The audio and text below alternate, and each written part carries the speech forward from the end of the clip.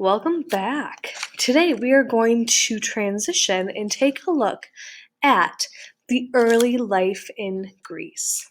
So we are going to start with the rise of the Greek city-states. But before we can talk about that, we first need to figure out, where is Greece? Where are we talking about?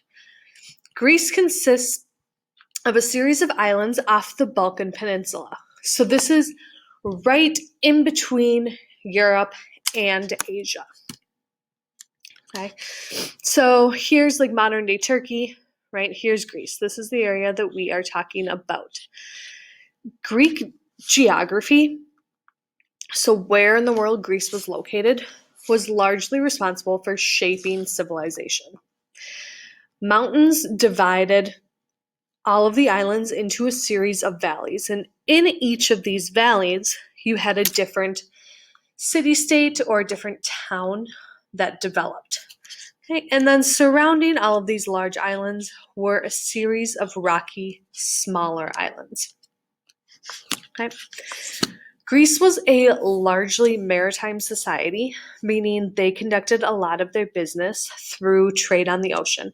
And that was because they had access to a lot of important waterways.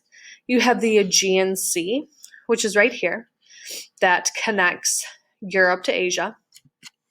Okay. You have the Mediterranean Sea, which is on the far side of Greece, which connects Greece to other early empires such as Rome. And then you have a small passage called the Dardanelles. That's this area right here. And it was a narrow strait that created a physical boundary between Asia and Europe in what is modern day Turkey. The Dardanelles are important because it connects the Black Sea to the Aegean Sea. So it connects trading in the northern part of Europe, which is up here, with the southern part of Europe and Asia. The ancient city of Troy, which we already looked at, was located along the western entrance of the Dardanelles. Okay, so that's going to be right here. So Troy was responsible for controlling all of the maritime traffic, or the trade that existed between Greece and northern European civilizations. Okay, and then like I said, we also have the Black Sea. So the waterways were Greece's link to the outside world. And Greece also provided a series of safe harbors and had other safe harbors throughout the world. So because Greece was completely dependent on waterways and maritime trade, they made agreements with other water-based empires throughout the world to provide safe harbors. So they could sail to Alexandria, right? Know that they would have a safe harbor in Alexandria. They could sail all the way down past through this area and have safe harbors, right? Or safe passageways. So they knew that they had areas where they could stop and trade. And because of that, the Greeks were very skilled in their sailing techniques. That's how they traveled. Their trade, well, like I said, was their major money maker. They exported, so they sent these things throughout the ancient world. They exported olive oil, wine, and marble to Egypt and the Middle East. And then they imported grains, metal, and various other ideas. Because Greece consisted of a lot of rocky islands with mountains and valleys, they didn't have a whole lot of farm field. So they had to import a large majority of their grains and their food sources. The Greeks also imported or borrowed the Phoenician alphabet, right? We already know that the Phoenicians came up with the modern day alphabet and the sounds that we use, right? Our phonics system. The Greeks imported that or borrowed that from the Phoenicians to help shape the Greek alphabet. So, like I said, Greek geography was a series of mountains that divided into isolated valleys, like this picture here, right? You have mountains on either sides, and then you have a valley along the center. In these isolated valleys, you had independent city-states that began to develop, or independent cities or towns that began to develop. The city-states were strongly loyal to one another. So if my city-state was Sparta, I was a Spartan. I wasn't considered a Greek. If my city-state was Athens, I was considered to be an Athenian, right? I wasn't considered to be a Greek. The United States of America consists of 50 city-states, right? Like Minnesota, Wisconsin, North Dakota, South Dakota, Iowa. Those are all examples of city-states. We each have our own government, but we operate under the umbrella of the United States of America. That's kind of how Greece worked. Each of these city-states were independent of one another, but we categorize them all together and call them Greece. Therefore, conflict between these city-states was very frequent. They didn't always get along. It was always a battle as to who was going to be the most dominant Greek city-state, who was going to kind of control the country as a whole. So, in these Greek city-states, they all kind of developed in the same form of architecture, the same sort of layout. And you have something that is called the polis that developed around the year 750 BCE. Okay? And the polis is just the Greek way of saying this city or the state. And within each polis or within each major city, you have two levels. You have the Acropolis, which is what this is a picture of. It's the higher ground area. It's where a lot of the trade and the commerce and the important religious temples were found. And then you had the flat ground surrounding the Acropolis where the people lived. The polis often had a small population. However, it was the center of that city-state. The people that lived within the polis shared a sense of responsibility for making sure their city ran and functioned as it should. Okay. The warm climate in Greece promoted lots of outside activities. So you had open air markets, trading facilities, religious venues, and common courtyards. And the polis was really the center for the whole city. So in this photo, you can see the Acropolis up above, right? That's where your major religious and city functions take place, but then most of the people live on the flat ground. This is where your everyday life took place. This is where you would find your trade markets and your common squares. So the Acropolis in Athens is probably the most famous of the existing polises that we have today. Atop the Acropolis, you have the Parthenon, and the Parthenon is home to the patron goddess of Athens, which is Athena. So it was built to honor Athena for saving Athens. Okay, so each of these Greek city-states that began to develop all had a unique form of government. Each city-state had a different form of government. They all didn't follow the same kind. A lot of early governments were first run by monarchs, right? Kings. Eventually, the power within these city-states began to shift to the nobles, or the people with money. When that happens, you have a new group of people called the middle class that begins to appear. The middle class are people that are merchants, right? They're people that buy and sell things. Farmers and artisans are people that make things. As this new class, as this new middle class develops, you have a new type of government that begins to form in these city-states. Okay? You have something that is called the aristocracy, right, which is where the power of the government is in the hands of the intellectuals, the intelligent people, the small group of ruling elite. You also have the oligarchy, and the oligarchy is where you have the middle class that has the power or the control. Okay, aristocracy and oligarchy are basically kind of the same thing, right? It means that you have a small group of people that rule together. Okay, as life in Greece begins to develop, the Greeks begin to change their tactics in warfare, and certain city-states become known as more dominant in this series of warfare. Iron tools begin to replace bronze tools. Why is that important? Iron is stronger and more stable than bronze. It's also more readily available. It's easier to find and meld and make. Okay. You also have changes to the power in the middle class. Okay. You have the rise of the middle class. People are making more money. That means they can afford to buy more. So more and more people can now afford weapons and afford protections. And you have a new fighting style that begins to emerge. Okay, and that fighting style is called the phalanx. And that's what this lower picture is here. It's where you have a squadron of soldiers that line up in rows and columns.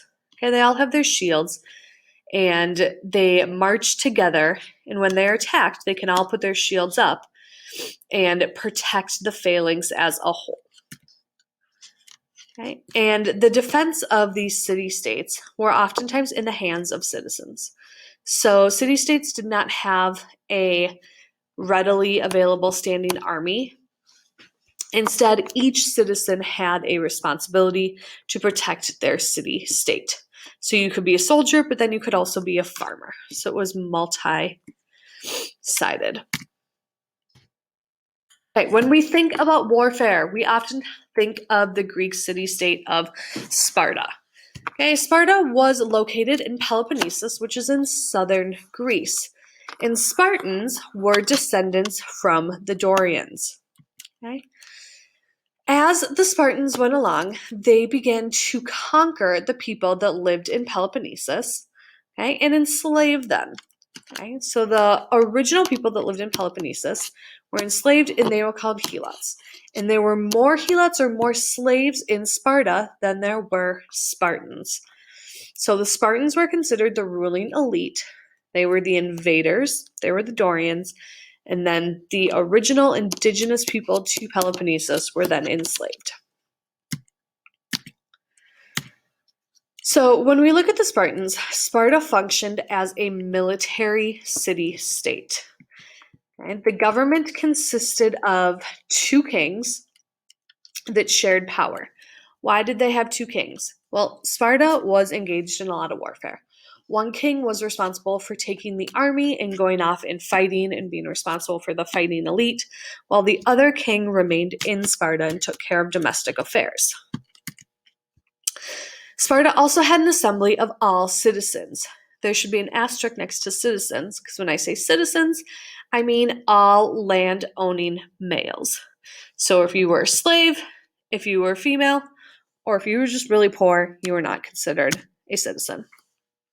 And then Sparta also had 5 ephors. The ephors were just senior officials who kind of served as a cabinet to the two kings. They helped them make decisions and helped to make sure that neither of the kings was gaining too much control and becoming irresponsible. So within Sparta, they were known for their military technique and their tactic. Spartan men began training for the military at the age of 7. So you think about 7-year-olds today, right? They're going off to kindergarten, first grade, second grade, elementary school, learning to read and write. Spartans at age 7 were sent off to military school. They were sent away from their families. They lived at a boarding type school, military style type camp. Basically, they went to boot camp for like 7 years and learned how to be a soldier. The result of this is that Spartan youth were trained to become excellent soldiers. All Spartan men were soldiers first, and then whatever they chose to do after their time in the military. So every Spartan man knew how to function as a soldier in society.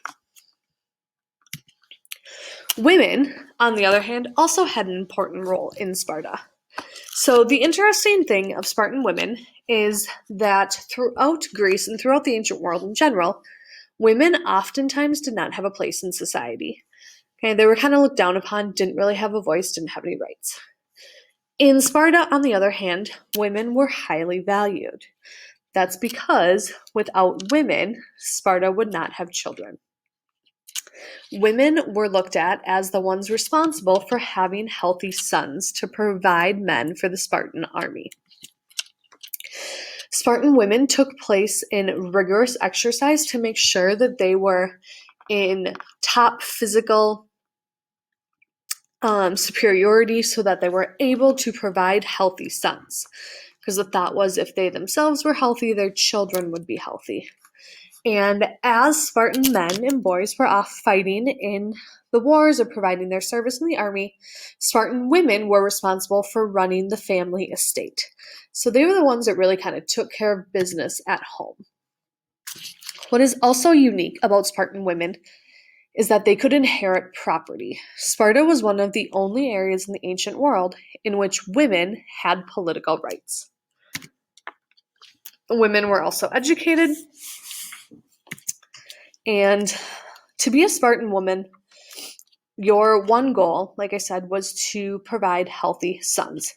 If Spartan women had a child and it was not considered healthy, or oftentimes it was maybe considered a female, like if they had 5 female daughters and 0 sons, they weren't going to have a place for that many females anymore. Or if there was something like physically wrong with the child, they would take that child, they would take that newborn, and they would leave them in the mountains to die, because it would be more work to provide a life for that child, and that child would produce 0 return in society. Okay, so Sparta and its neighbors. Sparta isolated themselves from other Greeks. They did not like to compare themselves or associate themselves with other Greek city-states. Because of that, Sparta forbid trade and travel with other Greek city-states. And the result of that is that other Greeks began to admire the Spartan military. They didn't know how the Spartan military worked or how it functioned the way that it did because Sparta was so isolated. So Sparta kept its secrets internalized. But that also meant that Sparta suffered from other rigid ways. So as other Greek city-states such as Athens began to excel in the arts and education, Sparta oftentimes fell behind because they weren't getting that cultural diffusion from one another, from the associations. Okay, speaking of Athens, Athens is the other famous Greek city-state that we are going to study. Athens was located in Attica, which was just north of Peloponnesus. So Athens was just north of Sparta. Within Athens, your noble landowners held the political power. Okay, and they created what we call an aristocratic government, okay, or an aristocratic government, meaning your wealthy individuals control the government. As wealth and power grew, merchants and farmers in the middle class began to demand change. They wanted a say in their government. They began to resent the power of the nobles, and Athens began to move towards a democracy. Okay? And a democracy is where people share the power. So in Athens, when that happens, you have the rise of the middle class, and then Athens moves towards a democracy where the nobles and the middle class all get to vote and elect their officials. And you have a council, and we will get way more into that when we look at Greek government types in a couple days.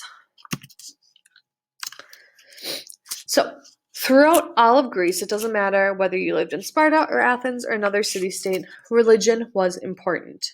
Greeks were considered to be polytheistic. Polytheistic means that they believed in multiple gods. Greek gods lived on Mount Olympus. Okay? Zeus was considered the king of the gods. Hera was Zeus's wife, and Zeus and Hera have children such as Aphrodite, Ares, and Athena. Okay? Each of these gods represent a different aspect. Right? Athena is the goddess of wisdom. Ares is the god of war. Aphrodite is the goddess of love. Okay? And then you have Poseidon, who was Zeus's brother. He was the god of the sea. And Hades, who is also Zeus's other brother, is the god of the underworld. So what the Greeks did is they built temples throughout their cities, usually on the top of the Acropolis, that are dedicated to that city-state's patron god or goddess. So Athens built a temple dedicated to Athena at the top of their Acropolis because Athena was the patron goddess of Athens. Okay, and that is where we are going to end our notes for today.